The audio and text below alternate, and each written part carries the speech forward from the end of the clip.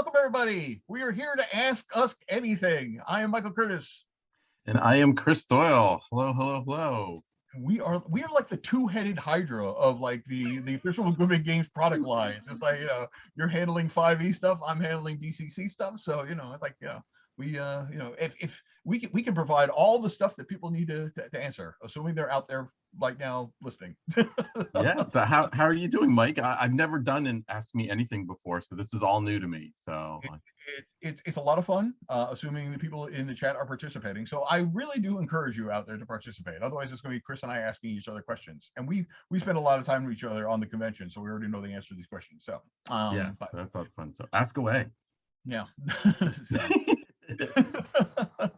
So how is your Empire Con going, Mike? It's going good. It's again, I think everybody's feeling a little bit of the online convention burnout at this point, but the one thing you got to say for Cyclops Con is that every year, well, not every convention, it's like the bar gets raised a little bit higher. Like like GatherTown was crazy this year. I mean, Yes. I was online for the social hour last night, and like I don't know how many people we had hanging out in the bar. It was just, I mean, it was but it's good. Just people wandering by, and it was a totally laid back atmosphere. So we had a lot of joking, a lot of stuff. So it was good. How about yourself? Excellent. Love in GatherTown. Love the passwords on the doors and the clues, the NPCs that Harley put in. Love it. Absolutely. Again, it's just really neat. It's a little bit of downside. It's awesome that there's a big whole world to explore now, but then that spreads everybody out, which is a little bit annoying too. Because the cool thing about GatherTown is if you can escape people, then you don't ever have to talk to them. So now you've got all this room to like wander around and everything, but it's just amazing. Harley has outdone himself again, and I've learned a bunch of GatherTown tricks the last couple of months, and I helped him out with a couple of things prior. We had a big shindig about a month before we got all started, and I showed him some tricks and that and everything that he incorporated in. So it's cool. It's just really nice. You're right. The evolution, never staying in that same spot, always making it bigger and better, which is what we always do. So. Mm-hmm. Yeah, and I mean, and stuff like with Harley running his Attack of the Reavers and stuff. So he's like, I mean, I'm a miniatures wargaming guy, and I've been interested in like what Harley's been doing with that since it was like Warlords of the Purple Planet, and then when he was just like, I'm going to kind of do like a miniature war game, on an online convention. I'm like, oh, that's excellent. That's the stuff I want to hear, because of course he comes up with that stuff, and then we like, okay, now that we've proved it works, how do we use it, in the next step? What do we do with it next? So. Yes, but I think we're all can't wait to get back to real conventions. Obviously, I mean, GatherTown, even though it is amazing, it's still not the same. It's still not as awesome as walking the halls of the Indianapolis Convention Center or whatever your featured flavor convention is that you prefer. So, right. Agreed.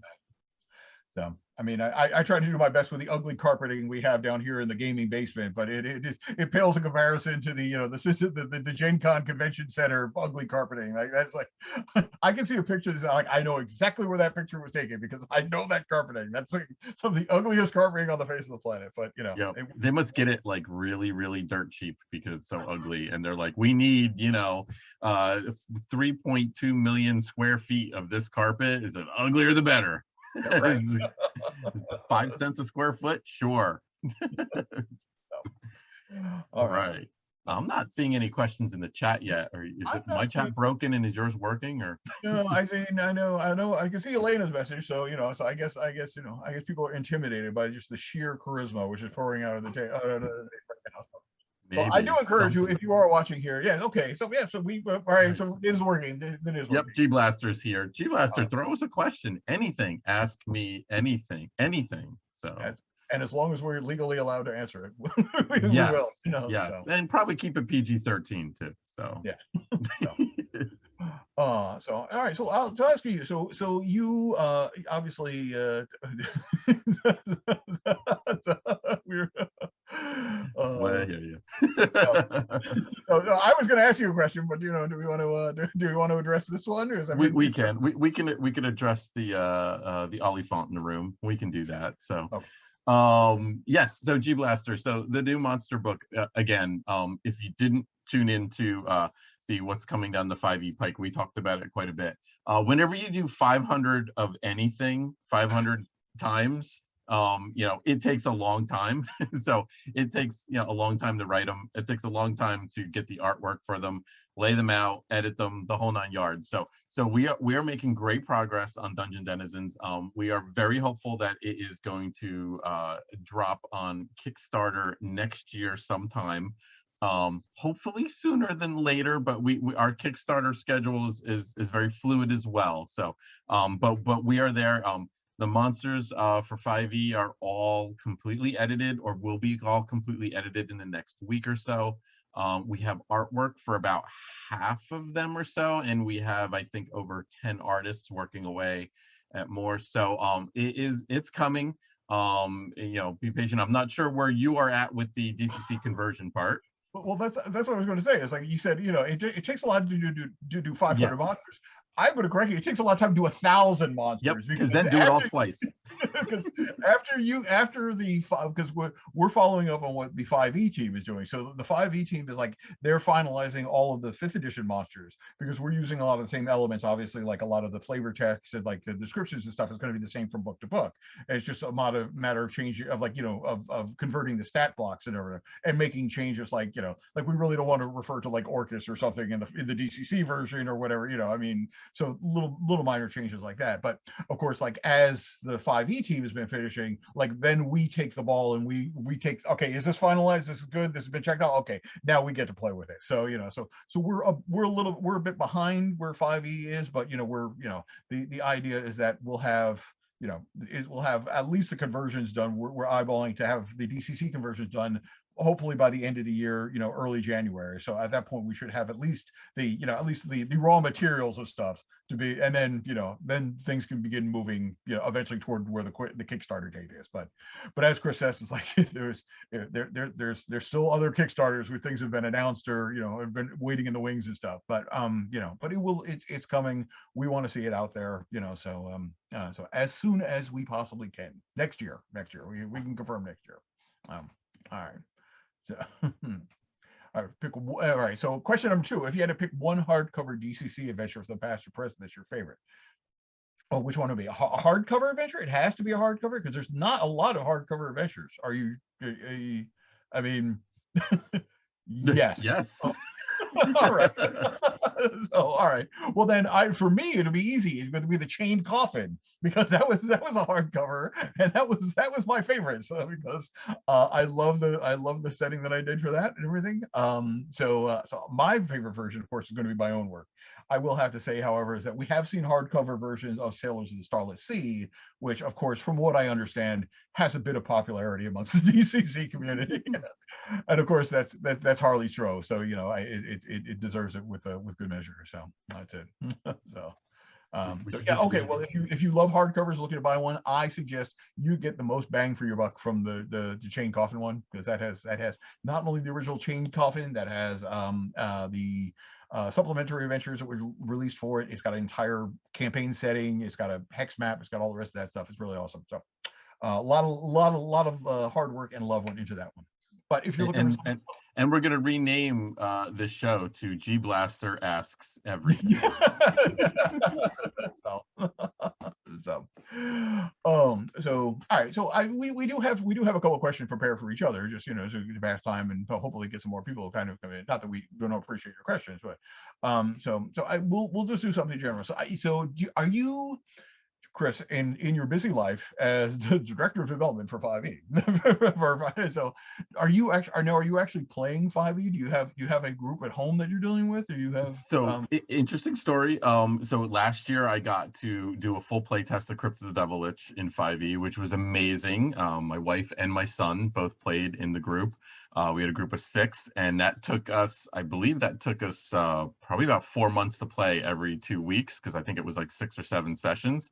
So that was awesome. I've been playing a little bit here and there, but nothing specific. But 2 things that are very recent developments. Yes, I'm going to be doing a super secret playtest for a new 5e product that will probably not come out for a couple of years, which is exciting. And I've got the whole group together, and we're probably going to kick that off in like 2 weeks. And that will be an ongoing, it'll take a while, so it's not going to be like a quick one shot or anything.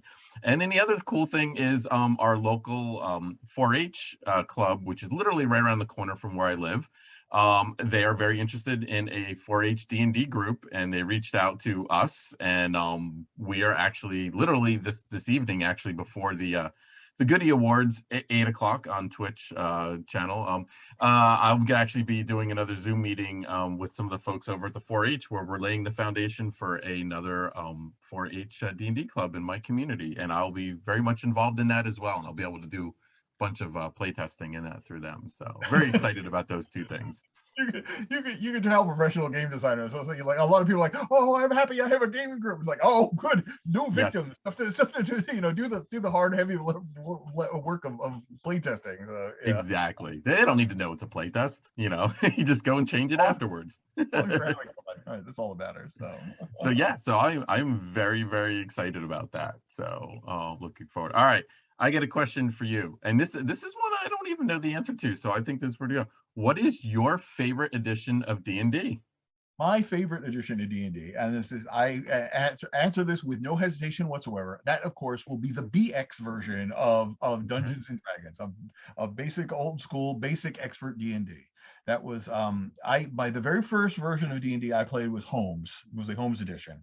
But the very first edition I owned was the Tom Moldvay basic, maroon box and everything like that. And that was my kind of go-to. I was like 10 at the time, and that was my introduction to it. And of course, I went through that period where, oh, this is kiddie D&D after I discovered AD&D and everything. I was like, oh, you can't play this. And then I kind of got out of the hobby for a little while, like post-college. And then when I came back, like 2008, kind of getting my foot back into it, I was just like, I looked at BX again, like, oh, I remember, because this was the old school Renaissance was going on. And I dove in that, for hand. And then I realized, like, this is like the perfect level of rules for me, because it's like, it's so easy to create new material that you can just like bolt onto BX and still like do everything you want to do. Whereas like I've always said, like 3.0, 3.5 D&D is like, it's like a Swiss watch. It's like, it's so intricate and everything is so like interactive. So if you monkey around with something, you might be throwing off something that you're not even aware of until like, it comes out like 6 months later, like, oh, I changed that one feat and that totally changes something else. With BX, it's just like, yeah, that sounds good, and like, and it works. And that's like the same design philosophy I bring to DCC, because it's very much that same like sweet spot of rules for it that you can, it's really easy to add new stuff to it because it's so swingy anyway. You don't have to worry about like, oh, this is going to throw off some feat chain that I'm not even looking at or anything. So BX, hands down, still remains my very favorite. When I got back into it, I was like, Stonehell, my big mega dungeon, was written for Labyrinth Lord, because Labyrinth Lord was effectively the BX retro clone at the time. So yeah, so awesome. That's it. All right. So let's see. Well, we've got two coming up. We have let's see. We have one more from G Blaster and one from Blackstone. So you want to take those in order, because one of them has to do with you and one of them has to do with me. So yeah. So we as far as potential for OR modules, yes, I'm open to really doing any of them. I mean, I have some of my personal favorite modules that I would like. Some of them have already been done by Wizards of the Coast, so I know that those are. I would have loved to do Saltmarsh. I was so disappointed to hear when they decided to jump on Saltmarsh. Saltmarsh is probably my second favorite module of all time. My first being Ravenloft, and they already redid that one too. So my 1 and 2 both got taken. But yeah, I mean, there's we talk about this all the time. There is so many opportunities in there. I mean, even if we start getting to some of the more obscure ones that came out like in the mid 80s, I would say, there's a lot of material there. So that's it. Yeah. So Saltmarsh is the one where really bummed about. Yeah, I had the same feeling when I saw that they incorporated some of Dwellers of the Forbidden City and Tomb of Annihilation. Yeah, that's always been one of my favorites, because that would have been another that would have been another good one to do. That So, would have and been a perfect one because there's so much stuff that you could like expand on that one. You could do the entire city, yep, you know. yep. So that I agree that that's when we've talked about that would have been a really sweet one to do. But yeah, sadly, they get to pick and choose on what they're gonna do and what they're not gonna do. So, what, um, what gives them the right, you know? I know, what is that all about? All right, so so the question this is about the DCT Tome of Adventure Volume 1 that is still in the works and when is it expected to release. Okay, so I will say this about DCC Tome of Adventure Volume 1. um it may see the light of day at some point. The kind of the things have kind of changed in the way that, like, publishing works, and basically COVID has thrown a lot of stuff over it. It's still something which is kind of in the process of kind of, if there's a space for it, I'm sure it will come out. I will say for this is, like, do not, I know there are places out there which has, like, okay, to be released on such and such date. Do not believe anything you read unless it officially comes from us. Okay, because a lot of distributors, they use placeholder dates and stuff like this. So until you hear an official announcement coming from me or from Joseph, just assume that maybe someday. Yeah, I think that's the best we can do right now. As far as I know, everything that is in the volume 1 is still available. I mean, I think that's just a compilation, like the first 5 adventures or anything. You can buy those independently. It's not like not like we're denying, the people from playing adventures they want to do. But it's just, I mean, the entire world is changing, and like expectations of what publishers want and stuff, like that's all the same. So it may see the light of day sometime, but don't put it on your Christmas list. Is basically what I'm saying, So. That's probably a great way to sum it up. Yeah, I mean, folks have to understand, and we, Mike and I have now seen this because we're more intimately familiar with the whole process behind the scenes. But there's so many people working on these things. We've got freelancers, we've got artists, we got the layout guy, we've got art director. And then Joseph is the publisher. He's the one that actually sets the schedule and is like, this is when this is coming out, and things get moved all the time for whatever reason, various reasons. COVID changed a lot of things now, then paper shortages and then shipment delays and stuff like that. So it's very, very difficult. That's why we everybody was always asked us, when's Temple of Elemental Evil? When's it coming? We didn't say anything until we knew it was in the warehouse because we they kept saying, oh, it's going to be in the warehouse this date, but you don't know, is it still sitting off the coast of LA, like in a container ship or something? It's just there's a lot of variables and everything. So you just have to, but yeah, if you do ever get a date from us, then you can probably believe it, and then it's speculation obviously after that. So yeah, never go by an Amazon date. never. Oh my Right, God, so, yeah, jeez. You like watch them change as you go. We got a follow-up question on the OR question. So what does the licensing process look like for an OR module? Like before even designing it in 5e, how do you actually get to the point where you're able to start? It's a great question. Little bit of a cop out. I'm not involved in the licensing at all. That is all the Dark Master Joe Goodman. All I can say is it's very complicated. There's a lot of legal red tape, and it takes a lot longer than you would think. Just to put an example, before we were able to do the very first OR number 1, we were in negotiations for over 2 years. So 2 years prior to when we got the green light to do it, it took that long before we got the official green light to go ahead and do OR number 1. And it wasn't the module we thought it was going to be. So for 2 years, I was ruminating on, it's going to be this, it's going to be this, it's going to be this. And then it's like, oh no, it's not that. We had a choice of this, this, and that. Which one do you want to do? And then it was like, okay, throw out all that, brainstorming that I did. I didn't actually do any work on it, but it was brainstorming. So these things just take a much, much more time than anybody would prefer. Unfortunately, we're at the mercy of, in this case, Wizards of the Coast. So we just, when we get the green light, we go, and we're, we don't look back. Yeah, I recall one of the years at GaryCon, I saw Mike Merles, and we were talking, about. I said, Mike, is it like what is your development schedule? What is Wizards doing? And he's like we're thinking 2 years ahead. So Yep. like the work, so the stuff that's going to be released 2 years from now, they're already working on. So Yep. like, so we're of course they don't announce stuff. So like if we want to do like X adventure, they might already be, a year into developing, whatever, Yeah. like when a star falls or whatever, just pulling some title out of my butt, like, but Whoa. like Scraping the so, bottom of the barrel there.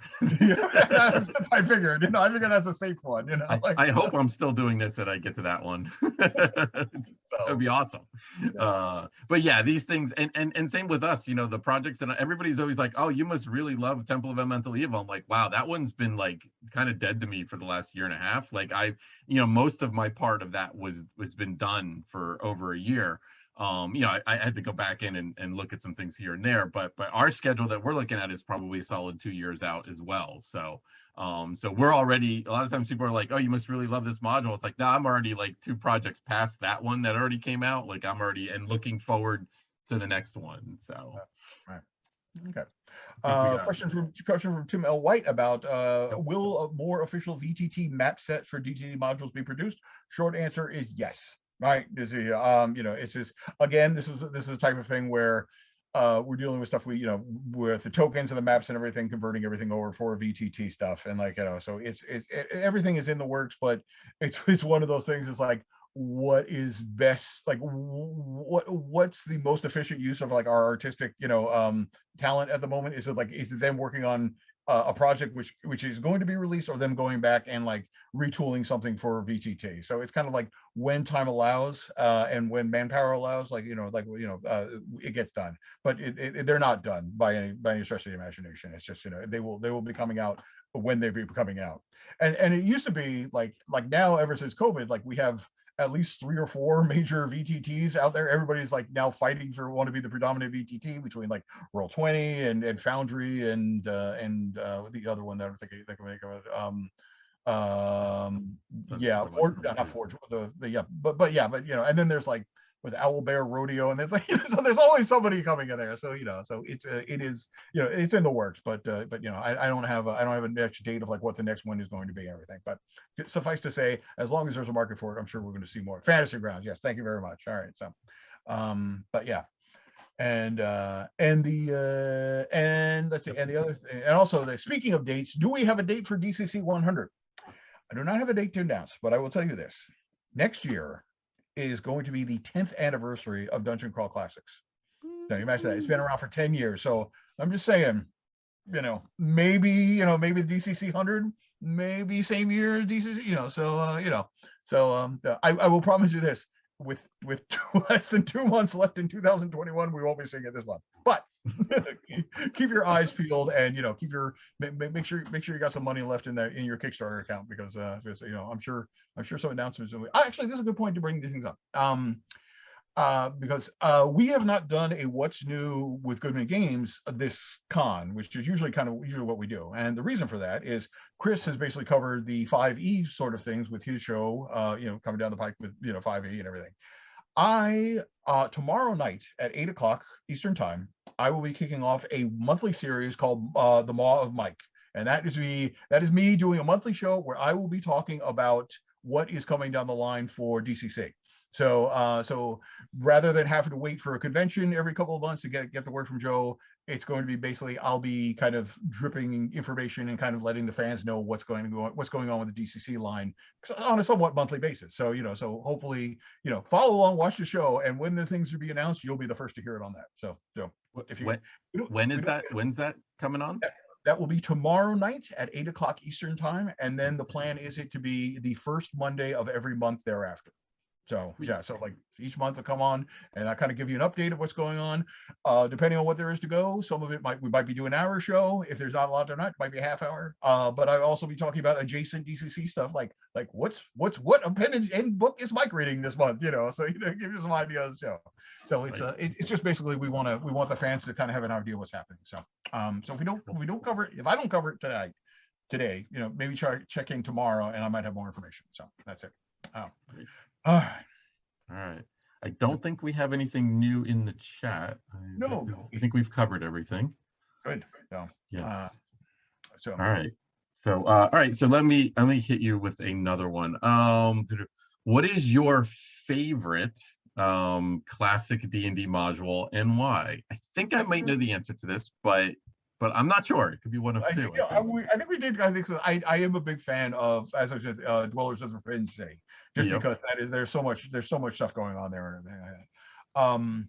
But I mean, of course I have a great love for Castle Amber, just because Castle Amber is just the craziest module. And then I was so happy to be able to, the one to be tapped to be able to convert that over there, because that is, that module introduced me to Clark Ashton Smith, who I never heard of before. But just the wackiness of that is just, I mean, to this day, Tom Moldvay, not only the guy who did BX and my favorite version, but he also wrote Castle Amber, and that taught me the most valuable game design lesson I ever heard, which it is possible to put a black pudding, a green slime, and a gray ooze all in the same room together. To me, that is old school design hassles, Yes. I think we discovered that pretty early on when we were playing D&D. They like, hey, we should have an encounter with all three of these. But when the professionals do it, then it's canon. Then it's like it can be done. I did think I riffed on the same idea, and I think I had a lurker above and a trapper in the And same a room. trapper. Yep. Yeah, right. That's been done. Yeah, that was done in Egg of the Phoenix. They did that. That's the classic. Okay. Yeah, they did that. That's awesome, because you wanted it. When you saw the descriptions, I was like, oh, it'd be really cool to have a lurker above and a trapper. It's like, how would that work ecology wise? No idea. Like, who's quicker? Like, I think it was dealt with by like throwing food or chicken or something in the room, and then like the trapper ate it, and then the lurker above sensed it, came down and like ate the trapper or something. You just have this big ball of like amorphous dungeon creature trying to devour one another. So that's it. Okay.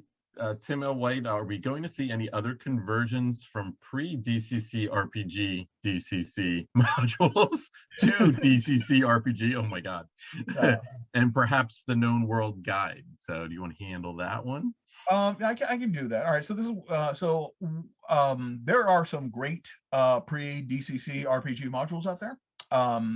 There are also some pre-DCC modules which are very much designed with 3.5 in mind. And as I was going to do a seminar this weekend, but did not do it because of scheduling reasons, DCC is not D&D. So in order to, we kind of have to pick and choose like the modules that have the right vibe, in order to do them for DCC. There's no initial plans to convert anything over into it, at least as part of like the DCC line. However, that being said, we have done them for convention specials in the past. That might be done again in the future. But at this point, it's one of the first things when Joe said, do you want this job, as I said, send me a link to all the PDFs of the original, like 1 to 64, 65, the original ones, and I just started reading them. I was like, and there's really like a lot of them like brought back fond memories, like, I remember this, I remember having to deal with this in 3.0, like, oh, look at them stat blocks, that's a giant stat block, that's like a page and a half for a kobold trapper alchemist, like oh, there's a reason we stopped playing 3.0, isn't there? So it has to have the right vibe. And the same thing also kind of goes to the known world guide. That was kind of designed with 3.0, 3.5 in mind. So the design philosophy is a little bit different between 3.5 and with DCC. Like, would we ever kind of do the official Goodman Games world as DCC? I can't say no, but I also can't say definite yes. I mean, I would love to see, I think it would be perfect that we could do something similar to like with Dungeon Denizens. Like there's the 5e version of like the Goodman Games, the known world and everything. And then we do the DCC version, which is not is not like a direct conversion of the but like a reimagining. Like, it would have to be. It would have to be. Yeah, I mean, to keep the feel. I mean, that's like you said. We talk about it all the time on the old school Gygax feel of the game. It's the same with DCC. DCC's got its own feel. It's got its own vibe. I mean, really. And like you said, you could, for the sake of converting some of those old modules, 3.0, 3.5, you could convert them to DCC RPG, but is it going to be the same experience? Well, if you have an awesome game master, probably. But if you don't, it might kind of fall a little bit flat. So, So definitely. So, but that said, I'd like to spin the tables here and ask a question of the crowd. What about converting some of those old modules to 5th edition? Now we've talked about that a little bit, but we haven't outside of Crypt of the Devil Lich, which was our first foray, and apparently that went over very well on Kickstarter. But we haven't really scratched any of those other classics. I mean, I could think of at least a half a dozen to 10 that would be excellent ones to convert to 5e. So if folks have anything, any suggestions on some of those that we could consider, that I would love to hear that, and I would love to take that back to my boss. Right. Yeah. And think how much space you would save, because you could replace all those 3.5 stat blocks with 5e ones. You gain like 6 extra pages, so Yeah, you actually expand those adventures, because we can just bold the monster's name and and be done with it. Oh yeah, I think you could do a Rat King. Yes, Rat King would very much be one of the first ones on the top, because that it started it all. I mean, the Rat King, that's our B1, B2. It's our B2 of Goodman games. Really was Idols of the Rat King, and then all the sequels that came after it. So yeah, I mean, come on, and almost anything by Harley. Yeah. What was the first one? What was the first one that you did again? What number was that? The first one I did was, I did 7, and I went back and did 0. 7 was The Secret of Smuggler's Cove. 0 was the Dragon Fiend pack, which was the free module, the $2 module, excuse me. Before there was a free RPG day, we did the $2 module concept. Yeah. And then I did then after that then it was Crypt of the Devil Lich. And then I did a bunch of other ones after that. So let's see. What about an official Goodman Games Heroes Made Up? Yeah, 0 level rules. Yeah, that was DCC 0. Which used the NPC classes from 3rd edition, and you were like all just very forms. Essentially, that's what DCC is, where you guys start off not as heroes, and then you go into the funnel, and then you're off and going. You could make the argument that DCC 0 kind of is the inspiration for DCC RPG. I mean, really. So, do you think you could tweak that and do it for 5e? Like if you wanted. You actually could. 5e, they've got this thing called, it's not an official book, so I don't know if we could do it. They have this thing called sidekick rules, where basically the sidekicks are those NPC classes. But yeah, there's a way you could do it. There's definitely a way you could do it. You could do like the backgrounds, right? You could just make everybody a commoner basically, and then give them a couple tweaks, and that's really what you give them. You make them a commoner. Yeah, you could totally do that. You take a little bit of work in 5e, but it could be done. Yeah, no, less a little bit of work, and not as strong monsters. Yes, we'll take a little bit of tweaking there. So definitely. But that's why they pay us the big money to come up with this stuff, or at least come up with those things. Exactly. At this point, delegate the task to somebody else to do it for us. Yes, you're finding that out, huh? It's all about cat herding, except it's like freelancer herding. It is. It really is. It's like I call myself the chief traffic cop of DCC. That's basically just make sure everything is flowing, the way it's supposed to go. So yeah. Keep it moving, and whenever there's a disaster, right. So yeah. All right. So let's see. All right. I'm trying to think. I guess I have some questions for you. I'm trying to think what we haven't. Okay. All right. We talked about this. All right. What's your favorite D&D monster that never seems to get any love? That's a really good question. A couple pop to mind, but they've kind of gotten love. I mean, I love Bullywugs, but they've gotten a fair amount of love over the year. Heck, they were even in the D&D cartoon. I'm gonna go with Blink Bunnies, the Al Mirage, the unicorn bunny rabbits that can teleport. I've always loved those guys. And they never get used and everything. Ironically, I think Wizards put them in, I think it was Tomb of Annihilation, actually. They put them in there, I believe. And they kind of wove them into the mythos, I think, a little bit too. But besides that module, they've gotten no love. There was I think it was in the original Fiend Folio, I think.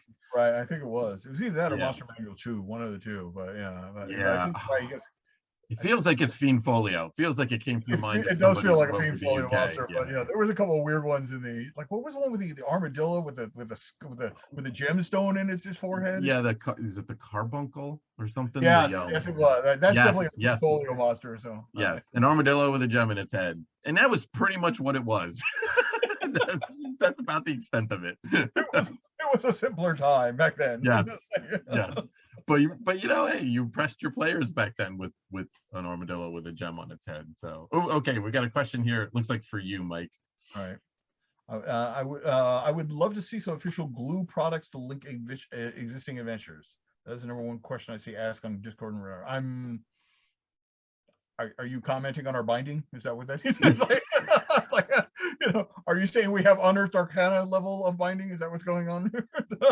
So, where do I go after sailors? See, that's the thing, is that, I mean, this I'm not casting aspersions on everything, but there's 5e has been incredibly good, for role playing. It's the tide that lifts all ships and everything like that.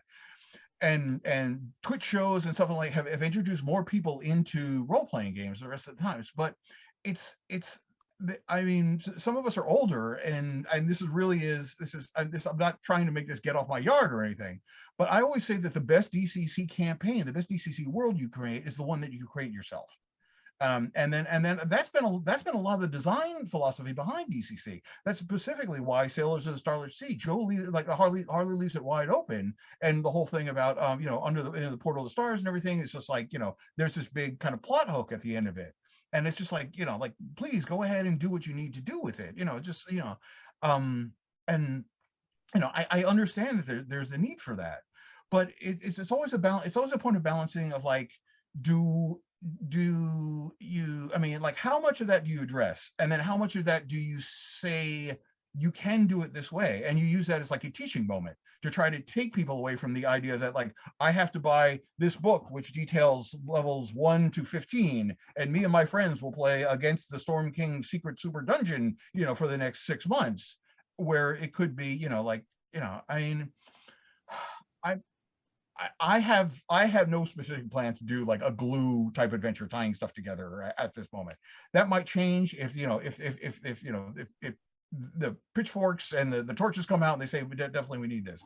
But I think the community, I think we support being very creative.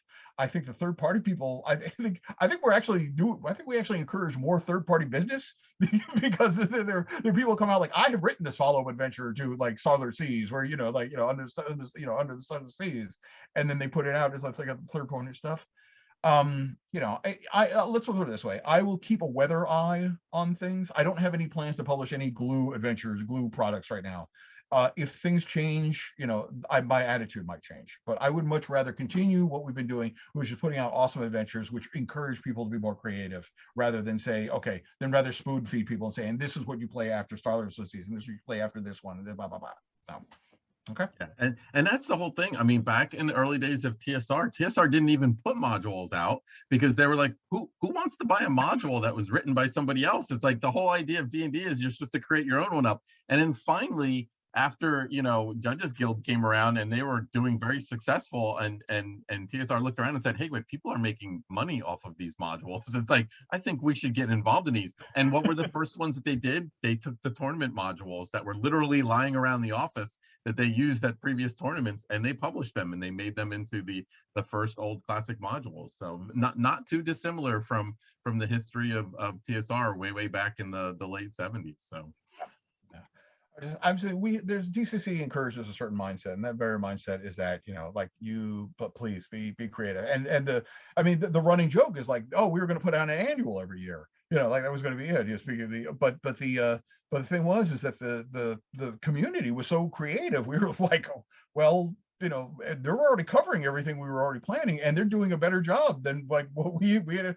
So, I always kid Joe, like Joe created DCC, and I think he had a plan of where it was going to go, and then that plan did not survive contact with the enemy. Like, like, like it's fun. It's like so many times I hear the adjective metal design, associated with DCC. It's like, people are referring to like, oh yeah, this is the best band. This is like the best music for it and everything. And Joe is like the hugest Fish fan. Like, I mean, it's just like metal is not anywhere near like Joe's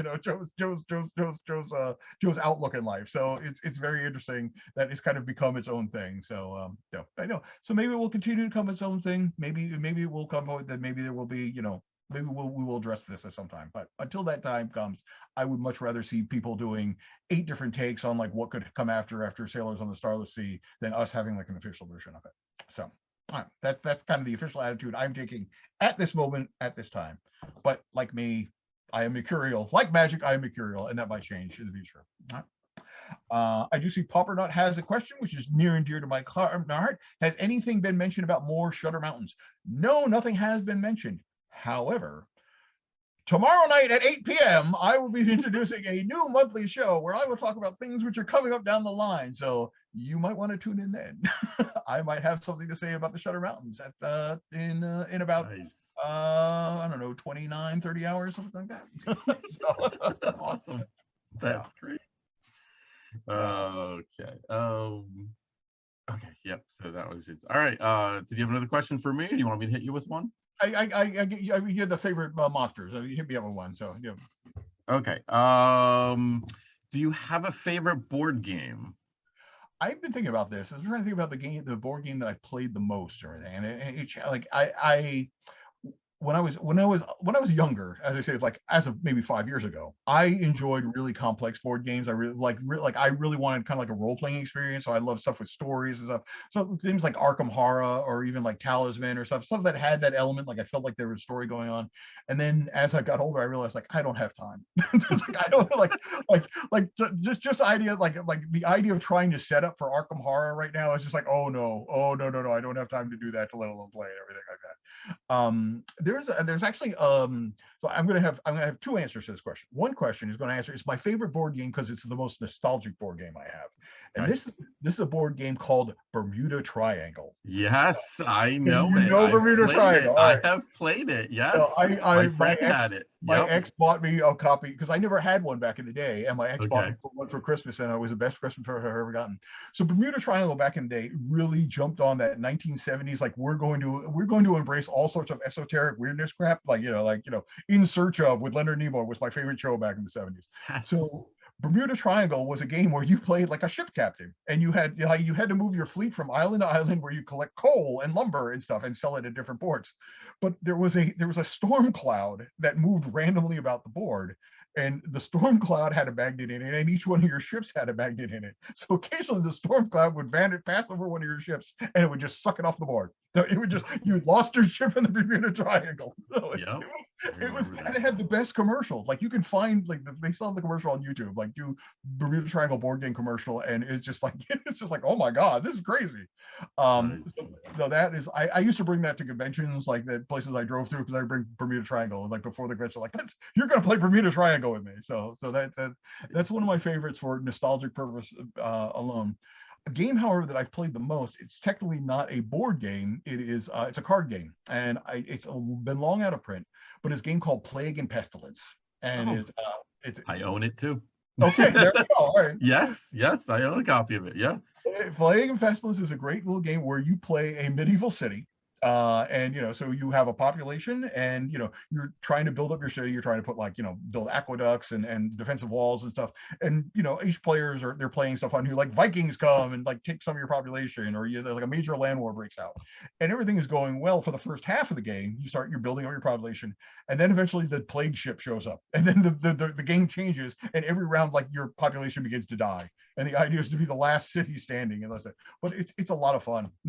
Yeah, it's a very fun. I have not played that game in probably decades. So remind me, and I will bring my copy to the next time we have a face-to-face convention. Yeah, at the conventions it was a lot of fun because it's really easy to pick up. But it's nice. So that's cool. Awesome. Yeah. I still think, all right, you got something for me? I don't see Yeah, anything yeah. new. All right. So this is one we kind of danced around before, but okay. So pie in the sky. Wizards is involved. Wizards can't say no to us. No limits. What existing AD&D adventure would you love to give like the OAR treatment to, or or even just just to create, you know? Yes. So definitely, I touched on it earlier a little bit. Salt Marsh would have been the one where, I would have totally done a different version of Salt Marsh. I would have loved to have converted that. Like, so my second favorite module of all time. But like Pie in the Sky, like, probably the one that's probably the furthest, that probably would never happen. It'd probably be the Slaver series at this point. I think slavers are probably, nobody wants to touch that now in Yeah. this day and age. Again, there were great classic modules. Rick and I are actually doing our deep dive on all four of them on our episodes of Talking TSR.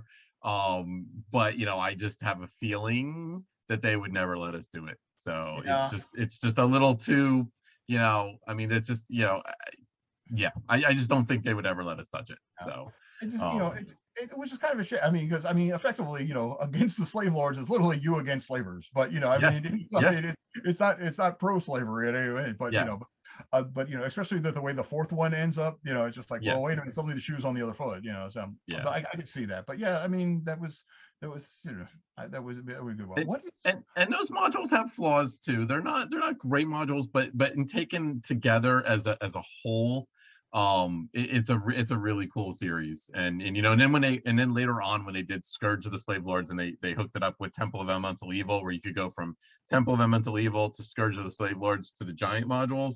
That was cool. That was really cool. And I've done it. I've run my group through that whole thing. We didn't get all the way through it, but we got through most of it. So back in the mid 80s, I think that was, yeah, probably mid to late 80s, probably. God, are you talking like almost 40 years ago? Yeah, I know, Like, I know. It's crazy. It's crazy to think about it like that. Yeah, yeah, pretty almost, I'm, almost. I'm, Yeah. I'm still of the belief the 90s were like 10 years ago, but hey. I know, I know. I did the same thing too. It's not even that. It's just like sit there. It's like, like sometimes I'm like talking to like, it's like, oh yeah, it's like, wow, it's like my brakes need to be done on my car. I just had my brakes done last year. And they're like, Mr. Doyle, we're looking at your records. It was like 6 years ago. And I'm like, ah, I was like, okay, I guess the brakes need to be done. Well, I don't know where the time goes. It's crazy. All right, looks like the viewers have some questions for you about 5e Yes. stuff. So Am I worried about D&D 5.5? No. I would have been worried if there was D&D 6, I think. But no, 5.5 doesn't worry me. It sounds like it's more of a soft reset kind of thing, kind of like 3 to 3.5. I think most of the changes, and again, I don't have any knowledge or anything. It sounds like most of the changes are going to be on the player side. They're going to be doing a lot of adjusting the players. They're not going to be changing the core rules any. So I'm not concerned about it. I'm actually kind of glad they made some sort of an announcement, because I'll be honest with you, I've been thinking about this for the last couple of years, that there's a certain evolution that a game system goes through and an edition goes through, and we were getting to that point where maybe they weren't going to make an announcement anytime soon, but we knew, just because we know how far in advance they work on things, like they might already be thinking about something like that. So I was actually kind of pleased to hear it. I've did a little bit of a dive in to see some of the changes, and as a company, we're going to discuss what we're going to do and when we're going to roll out some of our changes to kind of bring them into place in that. But you got to keep in mind, we don't have any pre-knowledge from Wizards of the Coast, so they can change something at any time. So if we start changing things now, for example, who's to say that's the way it's going to be when they roll it out in 2024? So but that didn't stop us from writing the 5th edition fantasy line. I mean, we no, exactly. It did, and it definitely won't stop us this time too. So and again, we've had some pretty in our past, we've had some things that have kind of tainted us and kind of really punched to the gut. We released Castle White Rock on the day that they announced 4th edition, and that was kind of like our big $100 box set, and we're like, this is great, and it's like, and it's obsolete. you know, it's kind of like, no, I mean, we did have a year, but still, for the most part, though, it felt really awful. so so hopefully, it sounds like that's not going to happen this go around. No, so I'm going to say, yeah, I mean, am I worried? Yeah, because it's out of our control and everything, but for the most part, I mean, D&D's popularity, 5e's popularity right now has never been greater. Everybody loves it, and like Michael said, the entire industry benefits off of 5e being healthy and strong, D&D being healthy and strong. It elevates all of the other publishers, and a lot of other publishers, many of the other publishers that are out there now probably would not exist if 5e wasn't so popular, because of the industry can support it. So I mean, we need to make sure that 5e is successful and 5.5 is successful, so that all the other publishers can be successful too, because we all love choices. So let's see, Red Hand of Doom was always fun. Yes. It's funny, not one of my favorite modules, but I've heard some amazing things about it. That's one I probably need to reread and go over. I know a lot of people that swear by that, saying that's one of the best modules ever done. So I would have to look into that to kind of refamiliarize myself with that. Oh, and we got a question for you, Mike. Oh God, I hope you know what that all is. Jeez. Oh, there is one, but there's also getting back. Chris had another one. Tim White had another one about bringing the more of a DCC feel to. Yes.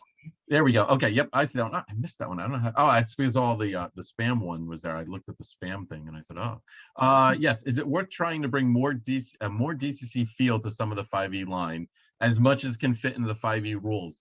I think we kind of did that with Crypt of the Devilich a little bit.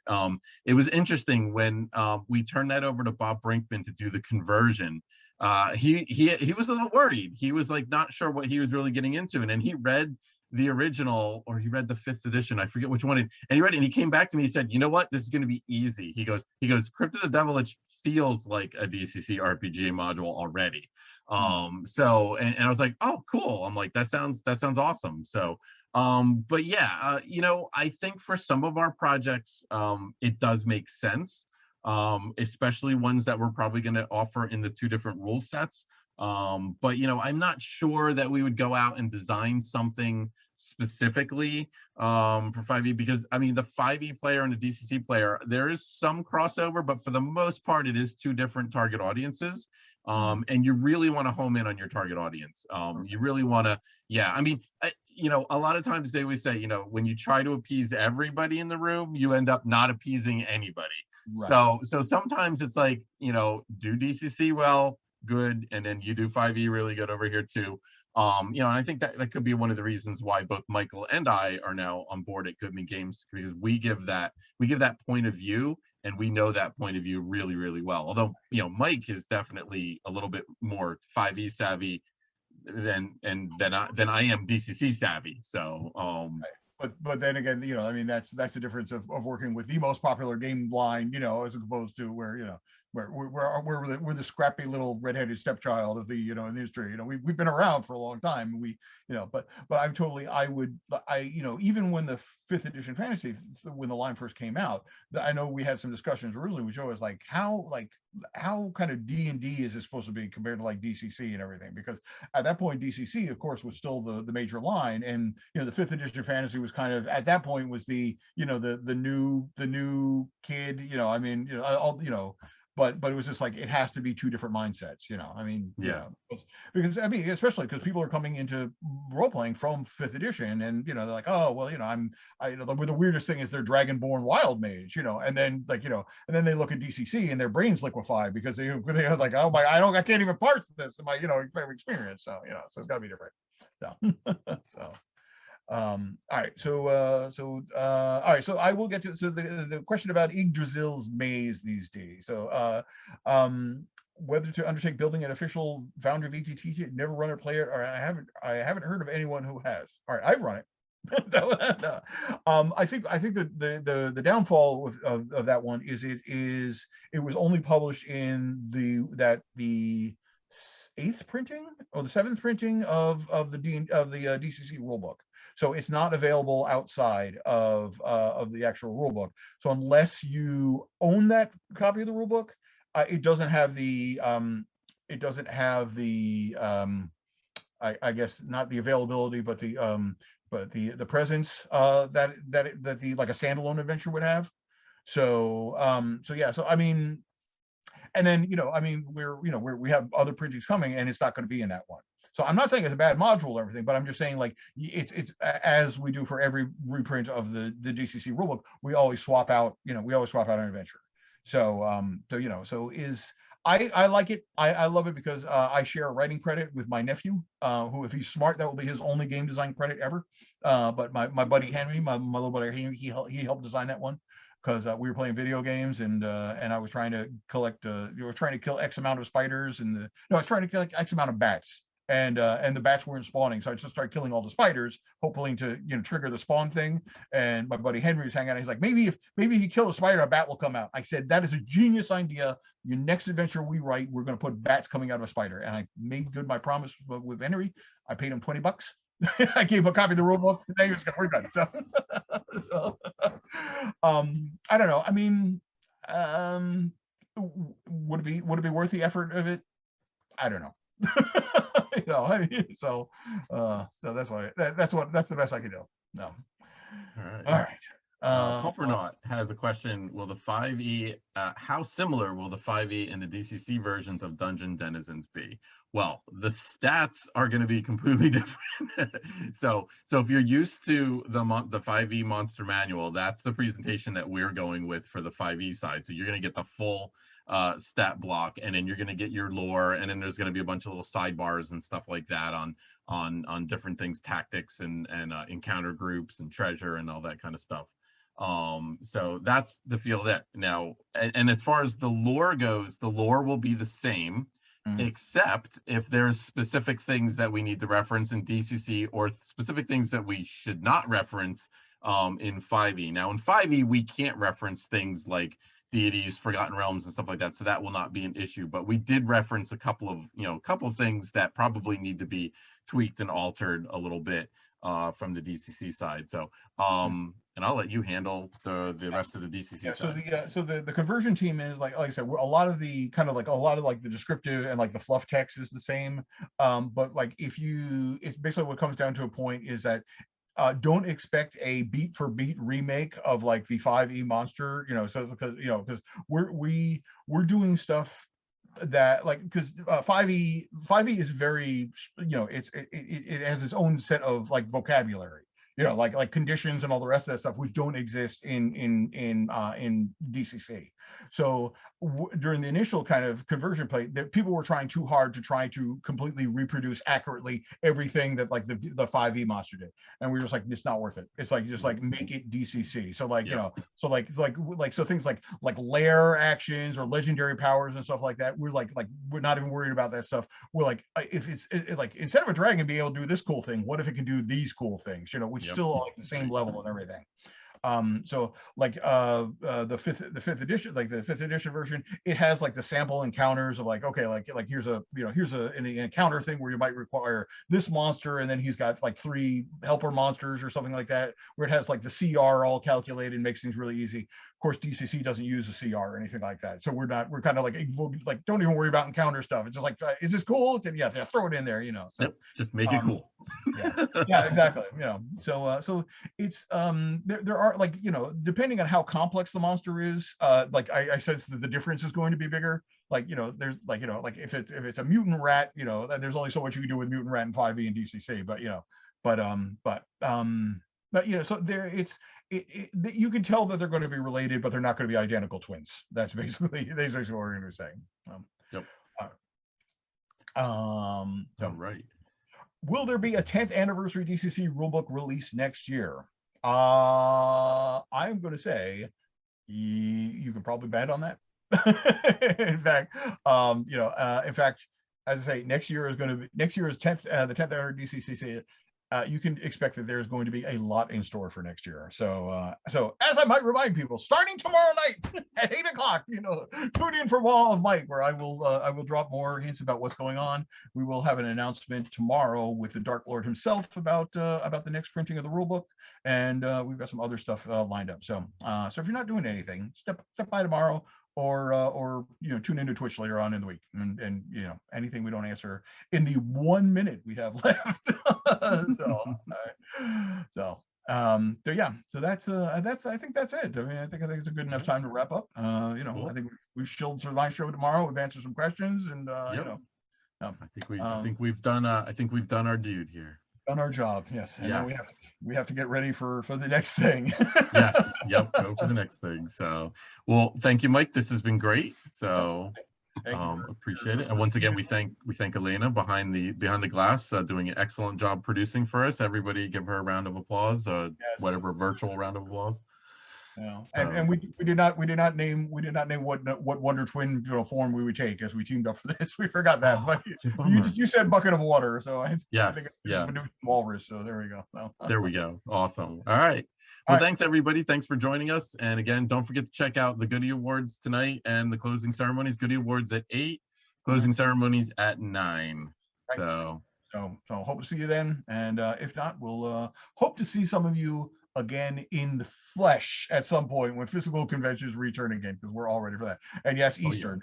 Everything is now Eastern Standard Time. We're no longer in Eastern Daylight Time. So yes. All right. Now I think that's it. We're out. So take it easy, people. Take care. Bye.